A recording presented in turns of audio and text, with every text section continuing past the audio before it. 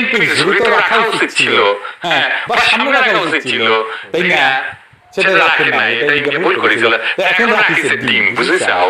রুমিন Fernandez যে ইন্ডিয়ার ডিম, ওটা বিএনপি ঝুড়িতে রাখিছে ইন্ডিয়া।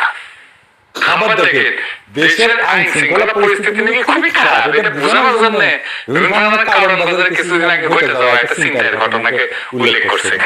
একদমই তাই। একটা দ্বিতীয় কোনো ভালো খবর, আমি আপনাকে দুটো ঘটনা বলি। ঢাকার প্রাণকেন্দ্র মগবাজারে গত পরশু চাপাতি দিয়ে কুপিয়ে দুপুর 12টা-1টার দিকে চাপাতি দিয়ে কুপিয়ে এবং সিসিটিভি ফুটেজে আছে ছিনতাই করা হয়েছে। কিন্তু বাস্তবতা হইল হাতে গোনা দুই একটা ঘটনা বাদে চাঁদাবাজি, মামলা বাণিজ্য, হামলা, ভাঙচুর, চুরি, ডাকাতি, মাদক ব্যবসা, অস্ত্র, ধর্ষণ সব অপকর্মের সাথে রুমিন ফার্নান্দেজ দল বিএনপির নেতা কর্মীদের সংশ্লিষ্টতা সারা দেশের মানুষ জানে।